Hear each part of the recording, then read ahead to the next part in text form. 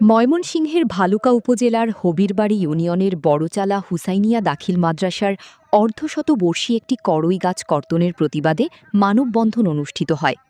জুমার নামাজের পর মাদ্রাসা মাঠে ওই করই গাছের সামনে সাবেক শিক্ষার্থী ও এলাকাবাসীর উদ্যোগে এ মানববন্ধনের আয়োজন করা হয়।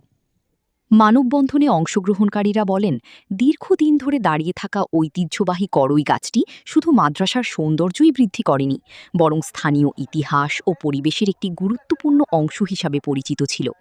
গাছটি কর্তনের ঘটনায় তারা গভীর উদ্বেগ ও ক্ষোভ প্রকাশ করেন। বক্তারা অবিলম্বে গাছ কাটার ঘটনার সুষ্ঠু তদন্ত এবং দায়ীদের বিরুদ্ধে প্রয়োজনীয় ব্যবস্থা গ্রহণের দাবি জানান। একই সঙ্গে ভবিষ্যতে শিক্ষা প্রতিষ্ঠান ও জনস্বার্থ সংশ্লিষ্ট স্থানে থাকা পুরনো ও পরিবেশবান্ধব গাছ সংরক্ষণে কার্যকর উদ্যোগ নেওয়ার আহ্বান জানান তারা।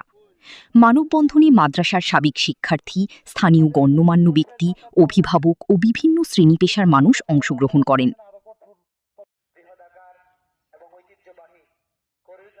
একটি নির্বাচনী কেন্দ্র এবং এখানে হাজারো মানুষ দুই ঈদগাহে ঈদ উল ফিতর এবং ঈদ উল আজহার সময় এই গাছের ছায়ার নিচে ঈদের নামাজ আদায় করত এবং শিক্ষার্থীরা এখানে প্রচন্ড গরমের তাপদাহে যখন অতিষ্ঠ থাকতো, তারা এই প্রাকৃতিক পরিবেশ থেকে গাছের ছায়ায় তারা ঠান্ডা এবং শীতলতা পেত, যা এই গাছটি কাটার মাধ্যমে আমাদের শিক্ষার্থী এবং এখানে আগত হাজারো মানুষের যে সুবিধা ছিল সেটি খণ্ডিত হয়েছে।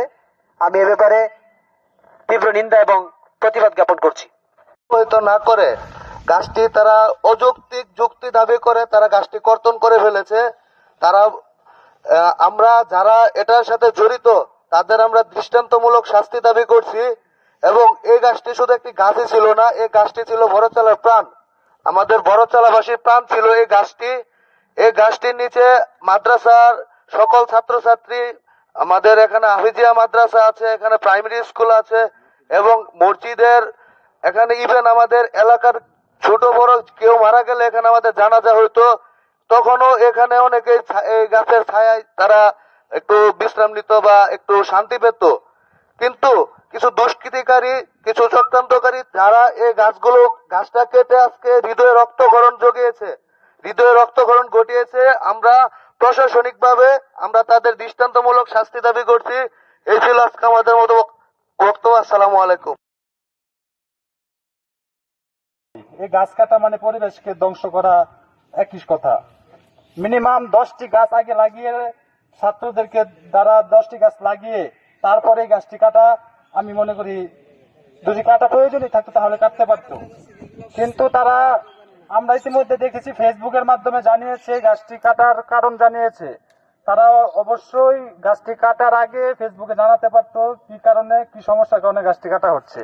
আমরা তাদের যুক্তির সাথে পুরোপুরি দ্বিমত পোষণ করছি এবং এর সঠিক তদন্ত সাপেক্ষে আমরা এলাকাবাসী পত্র প্রতিষ্ঠানের শুভাকাঙ্ক্ষী হিসাবে জোরালো দাবি জানাচ্ছি, সঠিক জবাব আমরা প্রত্যাশা করছি।